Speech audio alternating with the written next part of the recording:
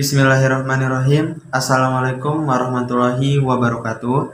Perkenalkan, kami dari kelompok 4. Nama saya Irfan Nasikul Amri dengan NIM 1908076008 dan rekan saya Siti Haniatul Kolbi dengan NIM 1908076010.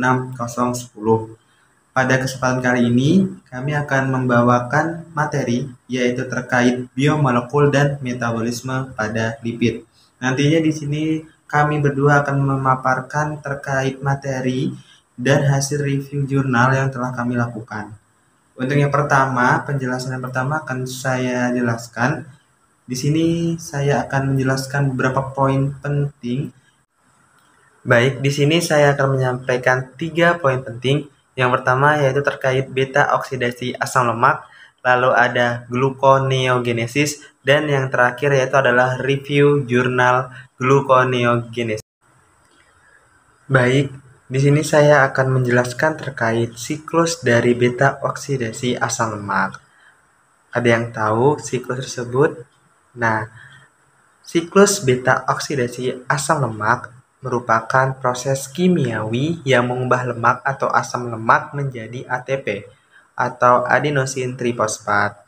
Banyak ATP yang dihasilkan ini tergantung pada jumlah atom C atau karbon dan jenis lemaknya.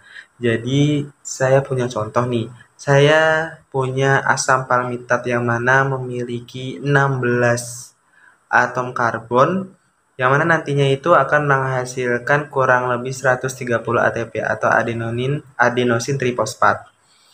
Nah, langsung saja kita masuk ke siklus dari beta oksidasi asam lemak.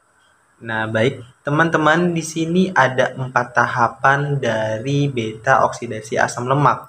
Yang pertama yaitu adalah tahapan oksidasi awal, lalu yang kedua yaitu ada hidrasi, yang ketiga ada oksidasi, yang terakhir yaitu ada tiolasi. Nah, kita masuk ke tahapan pertama. Jadi di sini saya mempunyai asam lemak yang mana mempunyai 4 atom karbon ya, teman-teman. Jadi yang tanda merah itu adalah atom karbon nomor 2 dan atom karbon nomor 3. Jadi sini ada fatty acid CoA. Lalu kita masuk ke tahapan pertama yaitu tahapan oksidasi, yang mana pada tahap ini adanya enzim asil CoA dehidrogenasi, yang mana ada FAD di sini teman-teman. Pada tahap oksidasi ini terbentuknya ikatan rangkap. Jadi kan tadi waktu awal asam lemaknya ini masih ikatan tunggal ya.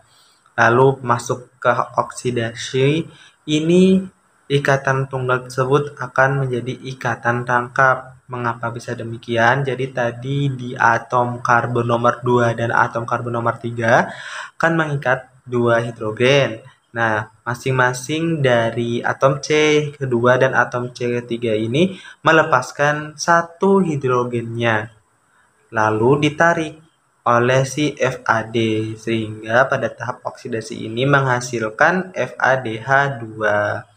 Kita lanjut ke tahapan kedua yaitu tahapan hidrasi. Pada tahap ini terdapat enzim enoyl CoA hidrasi, yang mana juga pada tahap hidrasi ini ada suatu molekul, yaitu di situ ada molekul H2O atau air, yang mana nantinya dari ikatan rangkap tersebut akan menjadi ikatan tunggal kembali. Jadi ikatan rangkapnya itu terbuka ya teman-teman. Nah, mengapa bisa demikian? Jadi nantinya si molekul air atau H2O ini gugus O sama H-nya itu akan mengikat atau akan berikatan dengan atom karbon yang ketiga dari asam lemak tadi. Lalu atom hidrogen yang satunya itu akan mengikat atom karbon nomor 2. Sehingga bisa teman-teman lihat pada gambar itu setelah berikatan menjadi ikatan rangkapnya itu terbuka. Kita langsung lanjut ke tahapan ketiga, yaitu tahap oksidasi, yang mana di sini dibantu atau dikatalisis oleh hidroksiasil-CoA dehidrogenasi, yang mana di sini itu adanya NAD+, ya teman-teman. Dan nantinya pada tahap oksidasi ini akan menghasilkan gugus keton. Nah, mengapa bisa demikian? Jadi tadi gugus OH yang ada di tahapan hidrasi itu hanya itu akan berikatan dengan NAD+, sehingga akan menghasilkan NADH. Lalu akan menghasilkan gugus keton di tahap oksidasi. Lalu tahap terakhir yaitu tahap teolisis. Di sini terjadinya pemecahan antara atom karbon nomor 2 dan atom karbon nomor 3 sehingga dapatkan hasilnya asetil-CoA, dan di sini menjadi kehilangan 2 atom karbonnya. Jadi pada intinya untuk siklus atau tingkatan energi dari beta oksidasi asam lemak ini pada intinya yaitu menghasilkan asam lemak dengan 2 karbon lebih pendek. Jadi semisal saya mempunyai tadi 4 atom karbon asam lemak masuk ke dalam siklus beta oksidasi asam lemak, itu hasilnya akan menjadi 2 atau asetil-CoA. Jadi kehilangan 2 atom karbonnya. Jadi nanti kalau misalkan teman-teman mendapatkan atom karbon yang mempunyai gugus atau mempunyai panjang rantai atom karbon yang genap, pasti itu nanti hasilnya setelah masuk ke beta oksidasi asam lemak ini akan cuman menghasilkan 2 karbon yang lebih pendek. Jadi misal ada 10 karbon nih, jadi nanti masuk ke siklus ini akan jadi 8, akan jadi 6, terus terusnya hingga 2 sehingga tidak bisa dibagi-bagi. Nah, beda kasusnya lagi apabila teman-teman mendapatkan asam lemak yang mempunyai panjang karbon yang ganjil. Jadi nanti kalau misalkan teman-teman hitung, kok ada 7 nih panjang rantainya karbon, berarti nanti hasilnya itu ada 3 atom karbon terpendek. Begitu teman-teman. Kita lanjut ke pembahasan selanjutnya. Wah, kita masuk ke topik kedua, yaitu tentang gluconeogenesis. Pasti istilah ini sangat asing ya bagi teman-teman semua. Mari kita bahas bareng-bareng. Nah, gluconeogenesis ini adalah proses mengubah prekursor non-karbohidrat menjadi glukosa atau glikogen. Jadi, dalam gluconeogenesis ini adalah suatu proses yang mana dia itu akan mengubah substrat yang non-karbohidrat menjadi glukosa. Jadi, glukosa ini dihasilkan melalui non-karbohidrat, bukan karbohidrat. Nah, apa saja substrat utamanya? Nah, substrat utamanya itu ada asam-asam amino, lalu ada laktat, gliserol, dan propionat. Lalu, organ hati dan ginjal ini adalah merupakan jaringan gluconeogenik yang utama. Jadi, biasanya proses gluconeogenesis ini sering terjadi di organ ginjal dan hati. Nah, gluconeogenesis ini memenuhi kebutuhan glukosa di tubuh kita jika karbohidrat dari makanan atau cadangan glikogen kurang memadai.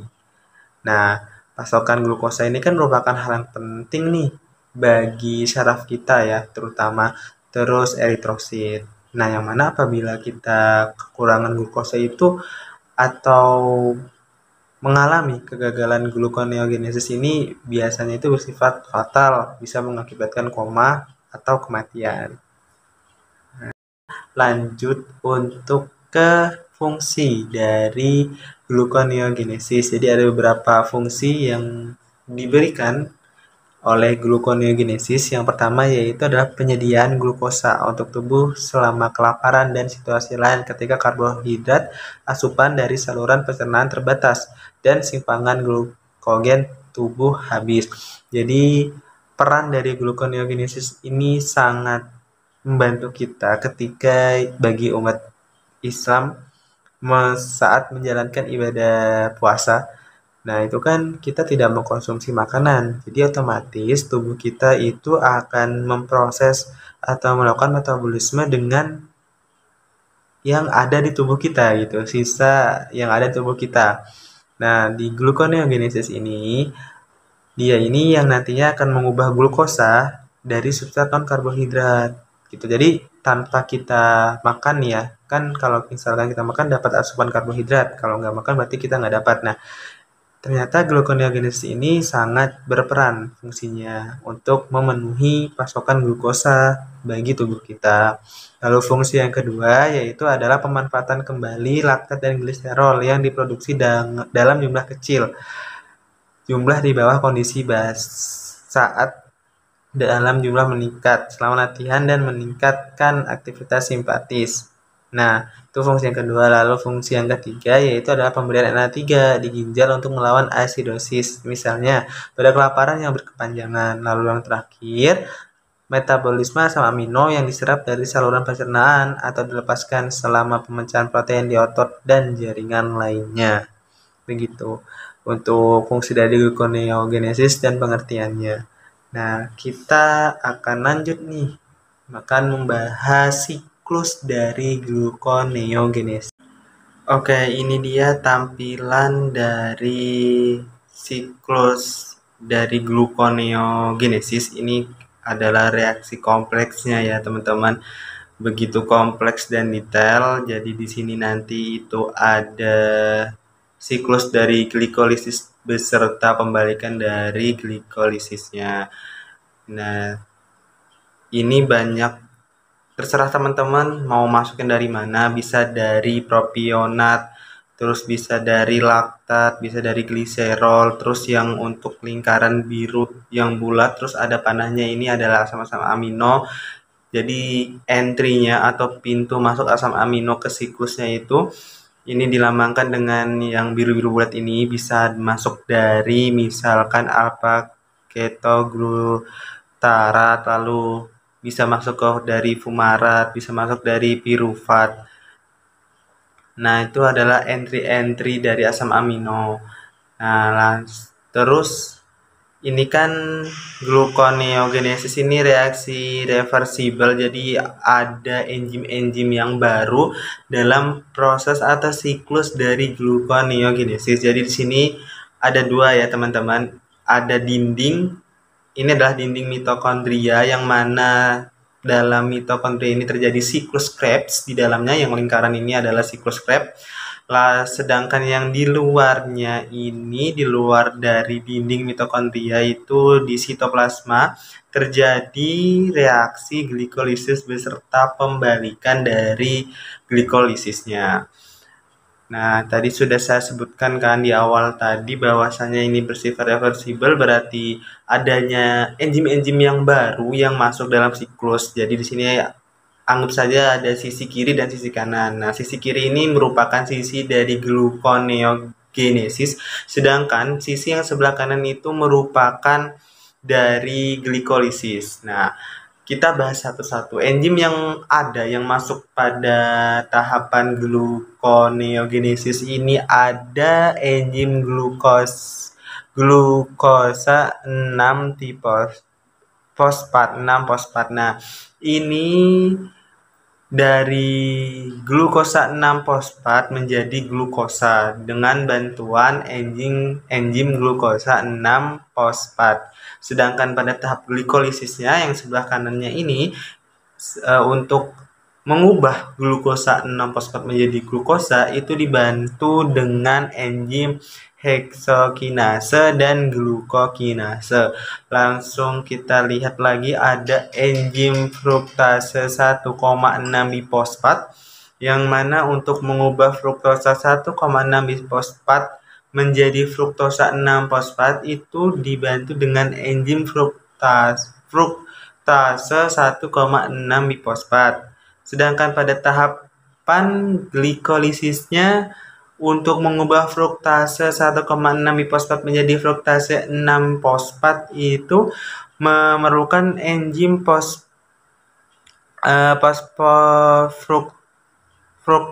fosfofruktokinase. Nah, itu pada tahapan glikolisisnya. Lalu di sini ada perubahan untuk mengubah pirufat menjadi fosfoenol pirufat. Pada tahapan glikolisis sangat sederhana ya teman-teman, namun untuk pada tahap gluconeogenesis ini terjadinya sangat jelimet, sangat ribet. Ada 5 tahapan untuk bisa mengubah pirufat menjadi fosfoenol pirufat. Untuk kita lihat pertama pada tahap glikolisisnya. Nah, pada tahap glikolisisnya tersebut itu cuma ditambahkan fruktosa 1,6 bifosfat itu ditambahkan, lalu ada terbentuk pirufat kinase.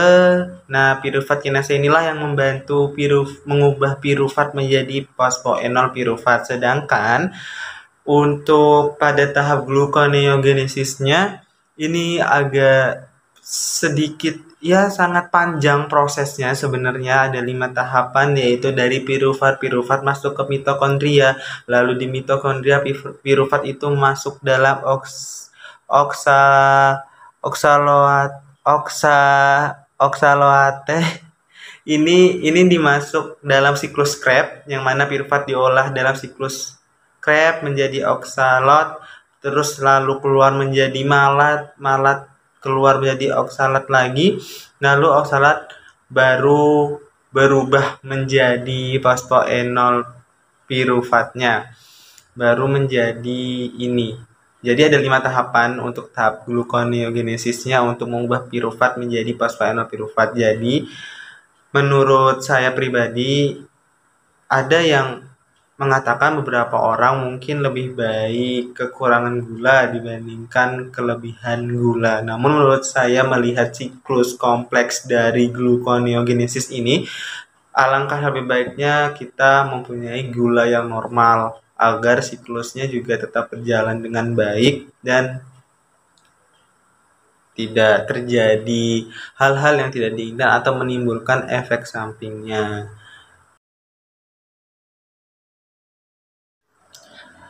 Oke, selanjutnya kita akan masuk pada poin terakhir dalam pembahasan video kali ini, yaitu hasil review jurnal internasional yang sudah saya lakukan terkait pemaparan materi yang sudah tadi saya jelaskan sebelumnya.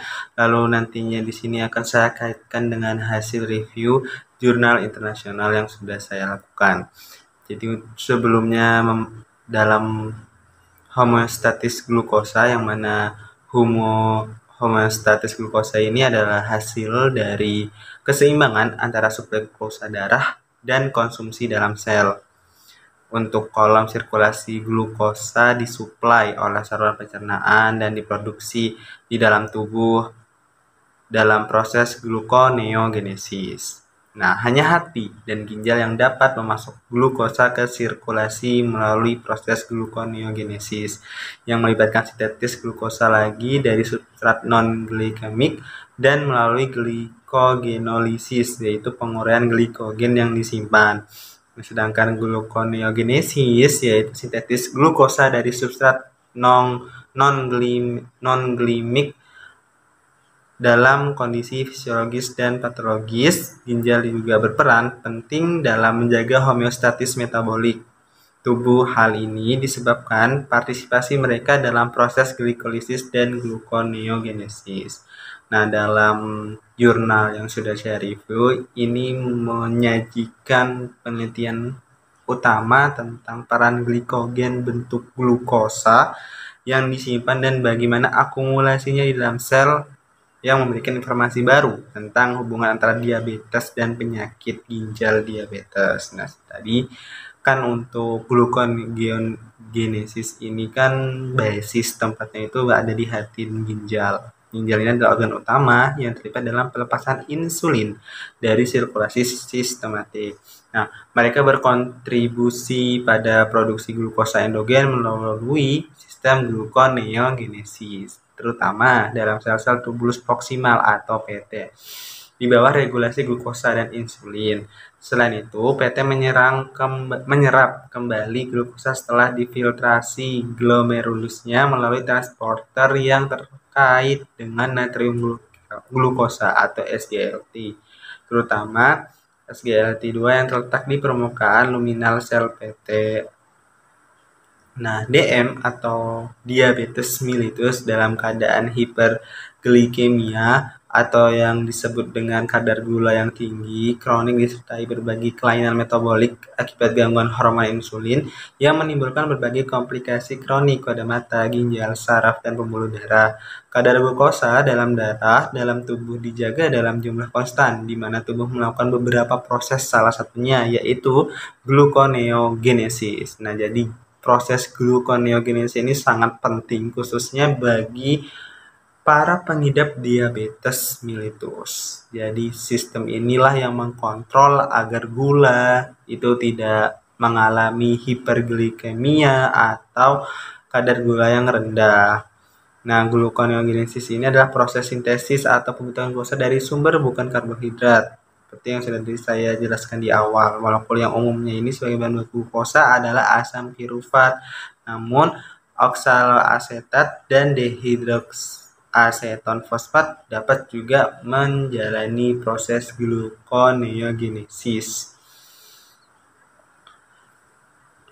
Nah, metabolisme glukosa darah yang tidak normal ini dapat menyebabkan keadaan gula hiperglikemia atau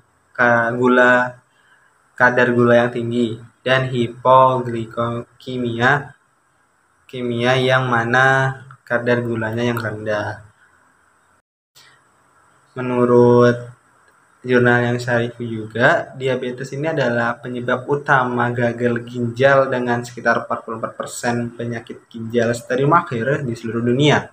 Pada diabetes, peningkatan jumlah glukosa yang diambil oleh sel disalurkan ke berbagai jalur metabolisme. Baik, untuk kesimpulan dari hasil review jurnal yang sudah saya lakukan, yaitu diabetes mellitus atau DM adalah keadaan hiperglikemia atau kadar gula darah tinggi yang kronik disertai berbagai kelainan metabolik akibat gangguan hormon insulin yang menimbulkan berbagai komplikasi kronik pada mata, ginjal, syaraf, dan pembuluh darah. Pemberian insulin seperti pada pengobatan diabetes mellitus menurunkan kadar glukosa darah dan meningkatkan pemakaian serta penyimpanannya di hati dan otot sebagai glikogen. Kelebihan insulin dapat menyebabkan hipoglikemia yang menimbulkan kejang dan bahkan kematian, kecuali jika pasien segera diberi glukosa. Jadi itu dia kesimpulannya, siklus dari gluconeogenesis di sini sangat dibutuhkan peranannya dan fungsinya. Baik, ini dia untuk daftar pustakanya. Sekian, terima kasih banyak atas perhatiannya. Inilah yang bisa saya sampaikan kepada teman-teman semua. Untuk selanjutnya, penjelasan dari kelanjutan dari materi ini akan disambung atau dilanjutkan oleh rekan saya, yaitu Saudari Siti Khaniatul Qalbi. Baik, sebelumnya perkenalkan nama saya Siti Khaniatul Qalbi dengan NIM 1908076010. Di sini saya akan melanjutkan pembahasan mengenai metabolisme lipid dengan subbahasan ketosis dan lipogenesis. Adapun subbahasan mengenai ketosis dan lipogenesis. Yang pertama yaitu ada pengertian lipogenesis. Yang kedua yaitu mengenai hubungan asupan nutrisi dengan keton urin pada ibu bersalin terhadap proses metabolisme ketosis. Yang ketiga yaitu ada definisi lipogenesis. Sedangkan yang terakhir yaitu mengenai pengaruh penurunan berat badan terhadap proses metabolisme lipogenesis. Baik teman-teman, pembahasan yang pertama yaitu mengenai definisi ketosis. Perlu kita ketahui bahwasanya ketika tubuh kita akan membentuk suatu energi, maka tubuh kita akan memerlukan suatu karbohidrat. Lalu apa yang terjadi jika di dalam tubuh kita nggak ada karbohidrat? Nah, ternyata ketika tubuh kita tidak memiliki suatu karbohidrat, maka yang akan digunakan yaitu suatu cadangan lemak untuk membentuk suatu energi. Nah, penggunaan cadangan lemak sebagai energi ini disebut dengan ketosis. Nah, ketosis ini sebenarnya prosesnya tidak sempurna sehingga menghasilkan sisa-sisa metabolisme. Namun, ketosis ini merupakan proses metabolisme yang normal. Nah, berdasarkan literatur yang ada, ketosis adalah salah satu jenis penyakit metabolik yang umumnya terjadi pada sapi perah pada minggu-minggu pertama sesudah melahirkan akibat penimbunan benda-benda keton. Nah, benda-benda keton itu apa ya? Benda-benda keton itu yaitu asam asetoasetat, beta hidroksibutirat, dan hasil dekarboksilasinya atau aseton dan isopropanol di dalam cairan tubuh. Nah, benda keton dapat tertimbun di dalam kemih atau ketonuria, darah atau ketonemia, dan air susu atau ketolaksia, yang keseluruhannya disebut dengan ketosis. Dengan gejala menurunnya nafsu makan, menurunnya kegiatan rumen, adanya konstipasi, rendahnya produksi susu, dan juga hilangnya bobot badan, serta adanya bau aseton yang dapat dicium pada susu atau dari udara penafasannya. Literatur berdasarkan Subronto tahun 2004. Kita lanjut pembahasan yang kedua, yaitu mengenai hubungan asupan nutrisi dengan keton urin pada ibu bersalin terhadap proses metabolisme ketosis. Nah, pembahasan ini saya akan mengambil masalah dari Jurnal Care volume 6 nomor 1 tahun 2018 yang berjudul Keton Urin Bersalin Berhubungan dengan Asupan Nutrisi yang dibuat oleh Rika Resmana dan Dian Nurhadianti yang berasal dari jurusan Kebidanan Bandung. Sudah kita ketahui bersama bahwasanya persalinan itu proses mengeluarkan suatu bayi, plasenta, serta selaput ketuban yang keluar dari uterus ibu. Nah, proses persalinan ini berkaitan dengan 5P. 5P itu apa ya?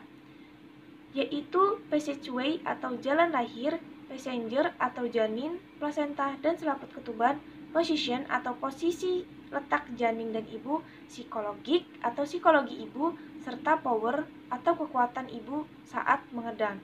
Nah, di sini kita fokus pada P yang terakhir yaitu power atau kekuatan ibu saat mengedan. Nah, setiap manusia dalam melakukan suatu kegiatan itu kan diperlukan energi, apalagi ibu-ibu yang sedang melahirkan, yang ingin melakukan proses bersalin, itu pasti sangat membutuhkan energi yang sangat banyak.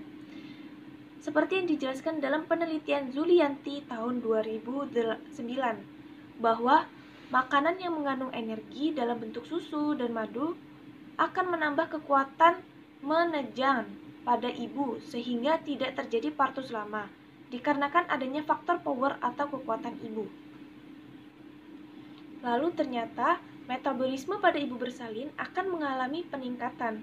Hal tersebut diakibatkan terjadinya peningkatan kegiatan otot yang disertai dengan adanya kecemasan.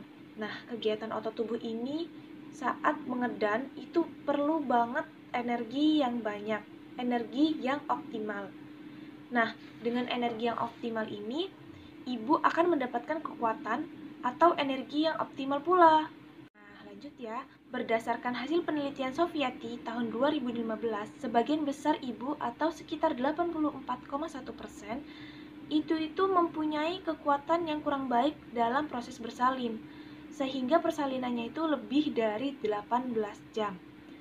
Berdasarkan literatur Manuaba tahun 2010, ibu bersalin itu memerlukan kurang lebih 50-100 kilokalori untuk setiap jamnya untuk melakukan proses bersalin.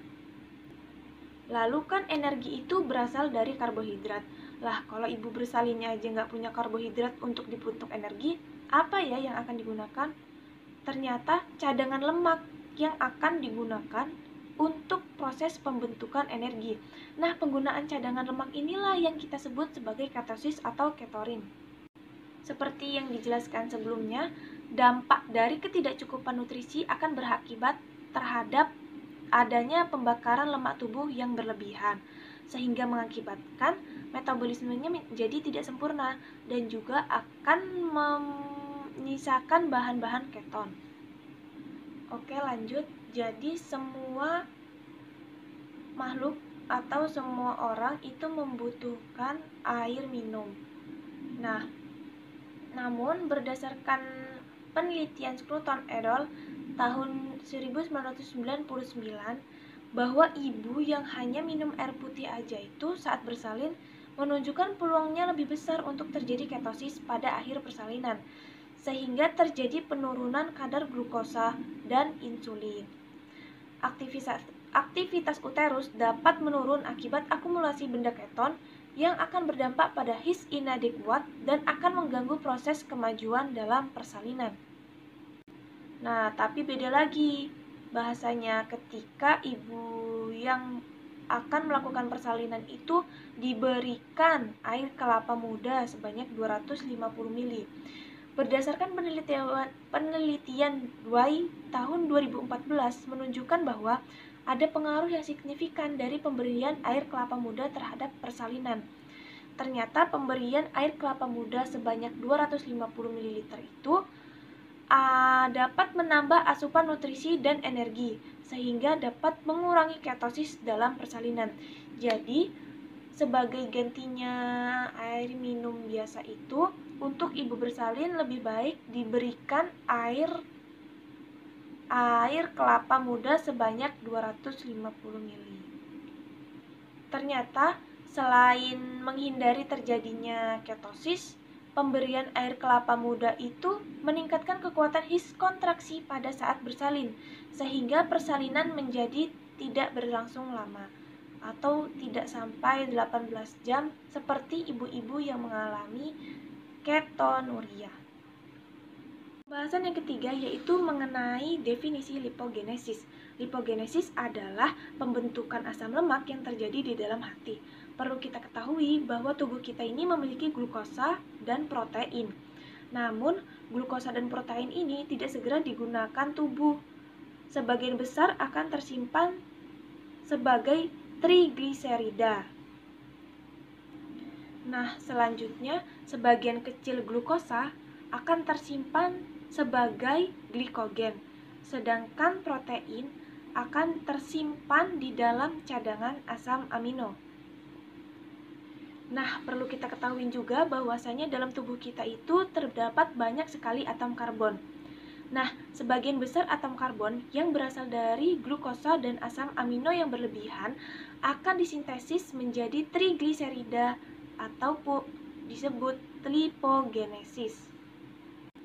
Nah, ternyata lipogenesis itu membutuhkan ATP ataupun vitamin-vitamin seperti biotin, niacin, dan asam pantotenat. Nah, kemudian atom-atom karbon yang ada di tubuh kita itu yang berasal dari glukosa dan asam amino akan diubah menjadi asetil-CoA. Nah, pengubahan asetil-CoA ini melalui beberapa tahap reaksi bagian asetat dari asetil-CoA yang akan membentuk asam-asam lemak jenuh.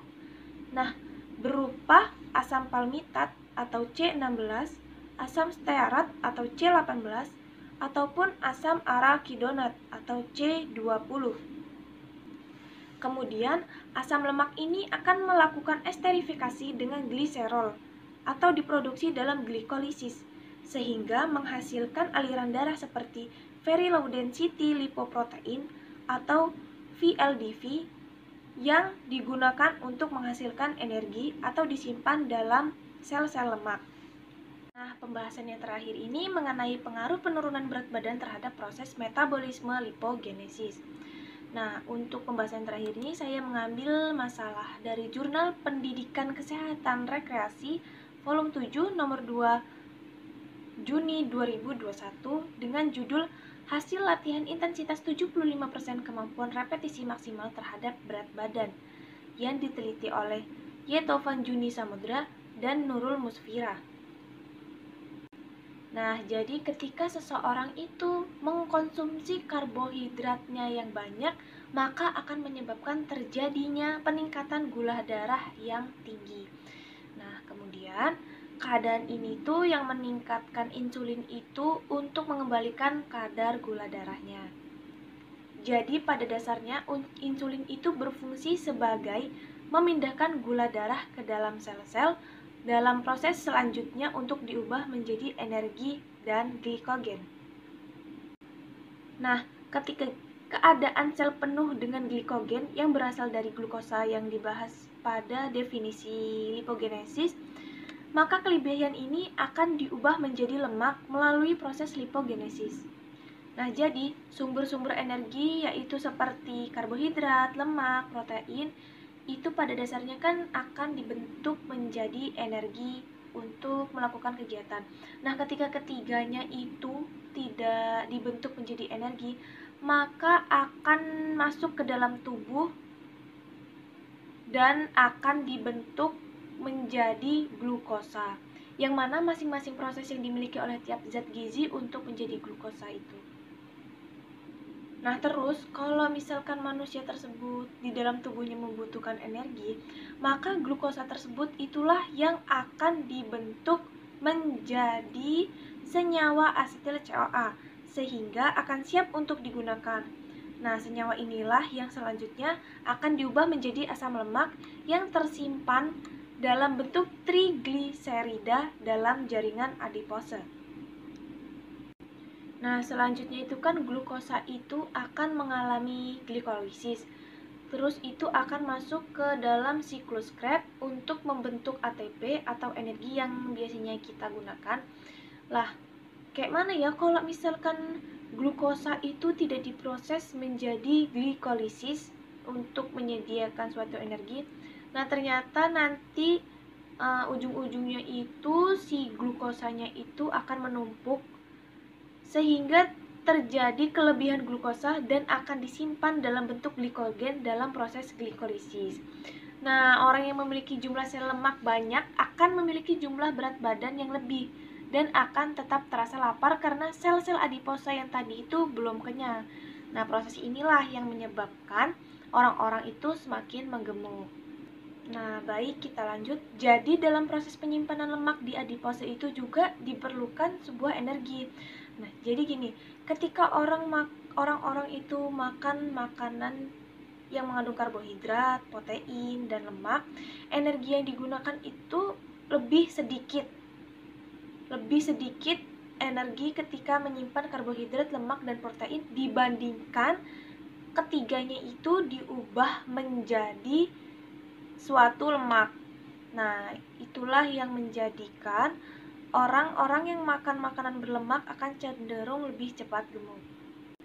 Kemudian faktor lain juga ketika proses pengolahan karbohidrat, proses pengolahan protein dan lemak, jikalau berlebihan dalam mengkonsumsi dan kurang dalam aktivitas gerak seperti olahraga ataupun jogging gitu dan yang lain-lain, maka ketiga sumber tersebut akan diubah dalam bentuk trigliserida yang akan menumpuk pada jaringan adipose. Nah, itulah proses inilah yang menyebabkan orang gagal menurunkan berat badan karena salah dalam pemahaman konsumsi gizi makro. Baik, itu dia pembahasan mengenai ketosis dan lipogenesis. Apabila ada salah pembahasan, saya mohon maaf. Wabillahi taufiq wal hidayah. Wassalamualaikum warahmatullahi wabarakatuh. Terima kasih. Selanjutnya saya kembalikan ke Irfan Nasihul Amri. Baik, itu dia hasil presentasi dari kelompok 4. Semoga bermanfaat dan membantu teman-teman ya terkait penjelasan yang sudah kami paparkan. Kurang lebihnya kami mohon maaf. Wabillahi taufiq wal hidayah. Wassalamualaikum warahmatullahi wabarakatuh.